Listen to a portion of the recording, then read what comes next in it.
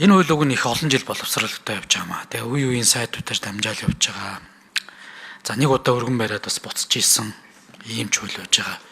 Ариун зай сайдын үед өргөн бариад бас тухайн үед засгийн газар аваад гэрүүлийн тухай хууль, гэрүүлийг төрөөс дэмжих тухай хуулийг хоёр салгахгүй болохгүй. Хувийн эрх зүйн нийт эрх зүйн асуудлыг хольж бас хуульчлах боломжгүй байна гэдэг үднээс буцаж исэн. Тэгээ энэ дээр одоо яг зүгээр шинэ концепцийн үед бас Европын улсуудад бий болсон хууль солих үед юм уу, тээгч их гих зэргийн харилцаануудаас одоо үүсээд байгаа нөхцлөөс энэ гэрүүлийн харилцаанд хэрхэн яаж нөлөөлөх үгээд дээрэс нь энэ хуулийн хэрэгжилттэй холбоотой олон сөрөг үр дагаврууд байсан учраас энийг засъя гэдэг нэг уг нь явж байгаа юм хууль байгаамаа. Яг зүгээр дэвшилттэй юмнууд нэлээд байгаа. Тэгвэл бас жоохон тодорхойгүй орхисон хэд хэдэн юм байна. За би зүгээр асуулт нэг байна. Ургийн үгийн асуудал байгаа. За хүүхдийн бас одоо төрөөд бас нэг зайлшгүй идэх ёстой эрх байдаг бол нэртэй байх, нэр авах эрх. Ээж аав эцэг их нь нэр өгөх юм эрхтэй байна.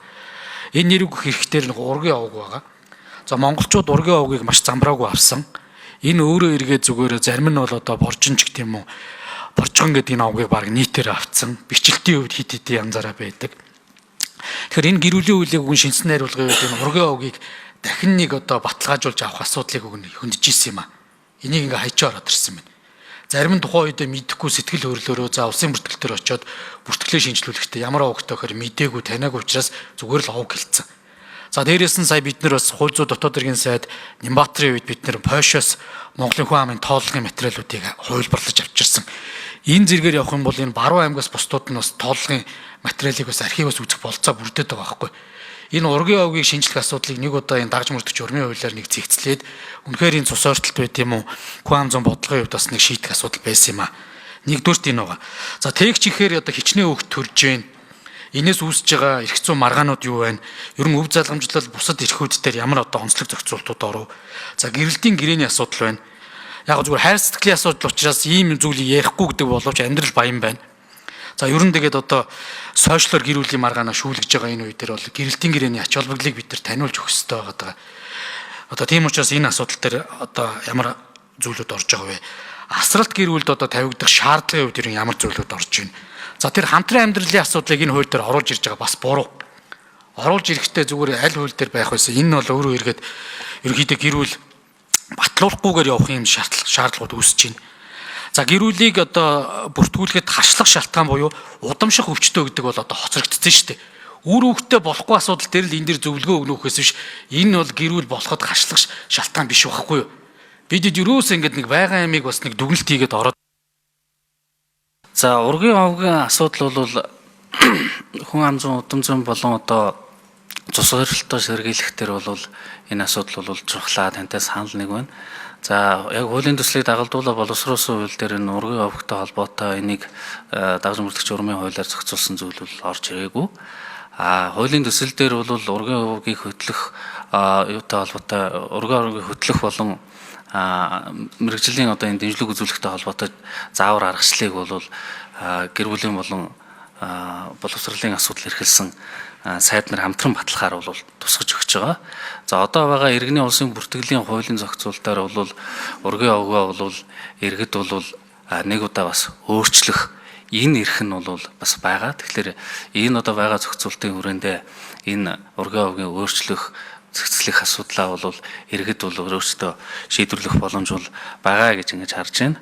За тээгчхийн одоо энэ асуудал бол яхахгүй бас таны саяны хэлж байгаагаар гэр бүлийн одоо шинэ одоо харилцаанд одоо тохирсон энэ одоо зохицуултыг шаардаж байгаа энэ асуудал байгаа.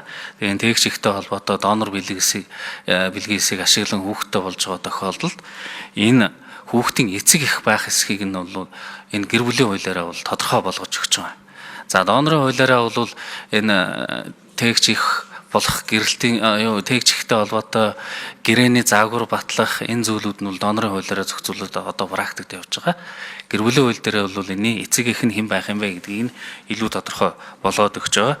За мөн одоо гэрэлтийн гэрээний асуудал бол одоогийн хүчин төгөлдөр хууль дээр агуулгаараа байдаг болго яг гэрэлтийн гэрээ гэдэг нэр томьёогоор нь илүү түлхүү наривчилж одоо энэ зохицуулж өгч байгаа. Гэрэлтийн гэрээн дээрээ одоо юуг тусах ёстой, гэрэлтийн гэрээнд хориглох зүйл нь юу байх юм гэдгийг бол энэ одоо хуулийн төслөөр бол тодорхой болгож өгсөн байж байгаа. За асралт гэр бүлд бас тавигдах шаардлагуудыг бол хуулийн төслийн одоо төсөлд бол тусгасан байж байгаа. Тухайлбал одоо асралт гэр бүлд одоо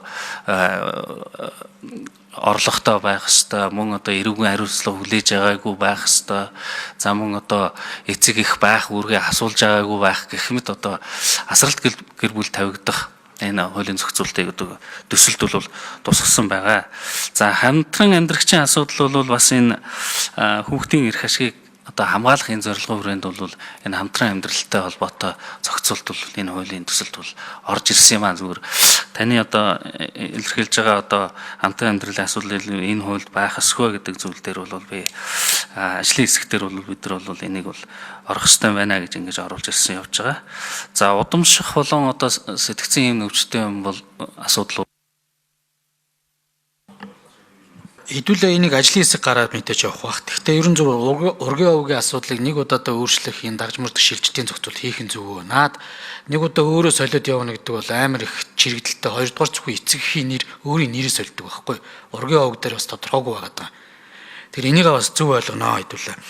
Хоёрдугаарт энэ гадаад улсад өршлүүлж байгаа хүүхдийн асуудал дээр бас яг зүгээр дэлгэрүүлэх гэж оролцсон боловч одоо яг л байгаа төвшөнт ингээд яг тэр чигтэн тавьчих. Энийг бол илүү их жоохон наривчлах асуудал бол байсан. Ялангуяа одоо яг зүгээр Монгол Улсын одоо иргэнээс төрсэн хүүхдүүдийг гадагшаа өршлүүлэх энэ бодлогыг жоохон хязгаарлах талтай байх хэрэгтэй. Ер нь бас хүний эрхийн асуудал боловч тэгэхээр энэ дээрээ бас нэг жоохон бодолтой суур дүгнэлтүүдийг яаж гаргах вэ гэдгийг илүү их тодруулах шаардлага байгаа. За хоёрдугаарт яг энэ үр дагаврууд байгаа. Асралт гэр бүл болон энэ эцэг их байх эрхийг хасах энэ асуудлын цаана төр ямар буюу орон нутаг ямар үүрэг хүлээх вэ гэдэг дээр түрүүн зардал асуугаад байгаа. Энэ дээр яг нэг тодорхой хэлж. Түрүүн Пүрэв даваа гишүүн яг асуух гэдэг шиг байлаа. Тэгээд яг хуу Авбекир гишүүнээс цайдаас оруулж ирэх гэж байгаа гэж ойлгосон. Төрөөс гэрүүлийг дэмжих тухай хууль буюу за дээрэс нь энэ хүүхдийн эрхийг хамгаалах багц солиуттайгаа уялдуулаад яг энэ foster family за тэгээд эцэг байх эрхийг хасны үр дагавар буюу тэр асрамжийн газар энэ зүйлүүдийн одоо санхүүжилт, одоо менежмент, тэднүүрийн үйл ажиллагаа ил тод байлгахаас эхлээд энэ асуудлууд бас энэ хурдтаас уртаа цэгцтэй авч явах хэрэгтэй.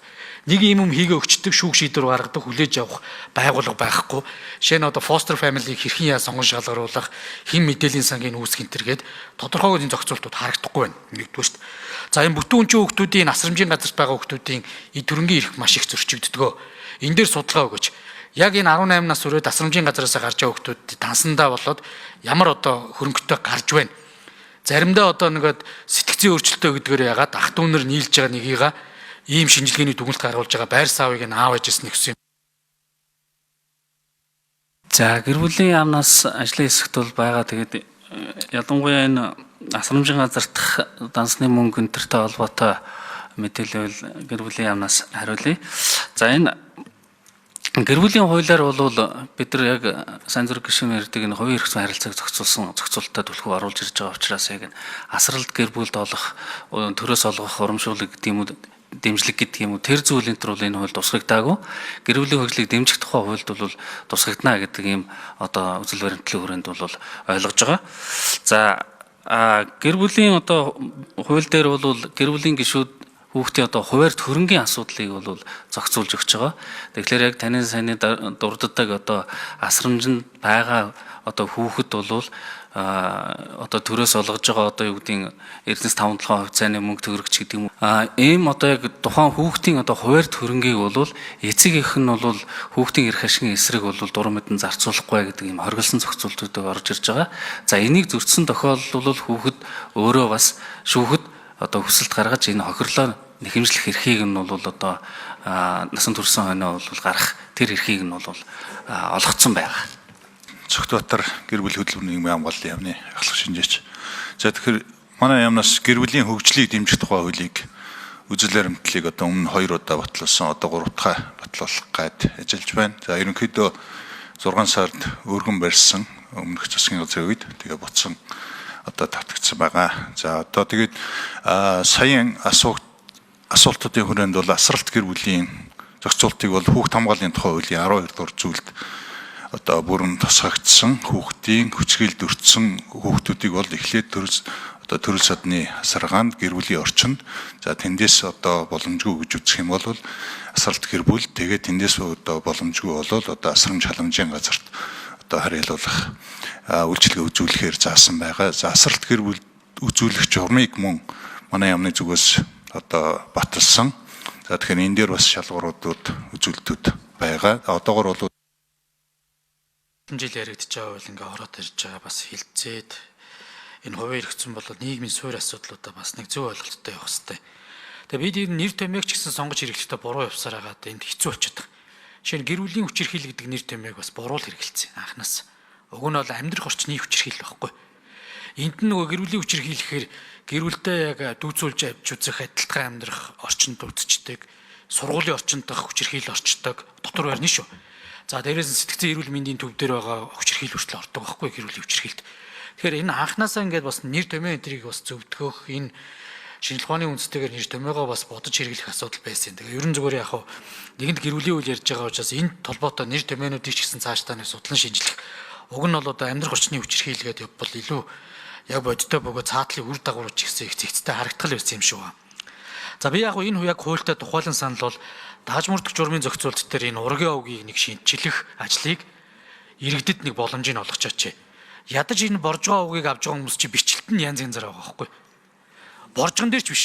Ерөн зүгээр яг би одоо өөрийнхөө л одоо ойр төрний хүмүүсийг харахаар нэг үсгээр үсгээр бичээд дуудлагаараа бичсэн ингээд зөрдөг яг хамаатан садны мөн биш нь мэдэгддэггүй ийм зүйлүүд байгаамаа. Энийг нэг удаадаа өөрсдөө иргэний үнэлэхээс солиулах явцдаа одоо иргэд өөрсдөө сонголтоороо баталгаажуулаад нэг удаа ургийн овоос солих асуудлыг яг энэ дээр хийж өгөө. Зарим оронд бол ингээд утасны аппликейшн хийсэн мэт. Нордик орнууд төр. Ялангуяа зэрэгцээд ч юм уу сууж байгаа хоёр хүн тэр аппликейшнээр хоёр утсаа ингээд тулгахад та хоёр тэдгээр үеийн хамаатнууд байж болзошгүй гэж гарч ирдэг байхгүй. Тэгэхээр ерөн зүгээр яг энэ жишээ нь Финлянд байгаа. Финляндын загварыг бас нэг аваад үзэж судалчих хэрэгтэй. Хүн ам багтай. Энэ хүн ам зүүн бодлого буюу энэ цус ойртолтоос ингээд урьдчилан сэргийлэх бодлогоо бас ийм аппликейшн буюу технологи ашиглаж хийцэн байхгүй. Тэгэхээр ийм зүйлүүдийг бол байна. Тэр ДНК-гийн шинжилгээнд тэр бол өнөө маргааштай бас хэцүү. Тийм учраас бид энэ ургийн овгийг бас нэг зэкслэг асуудлыг энэ гэр бүлийн хилцэж байгаа даа шийдъя.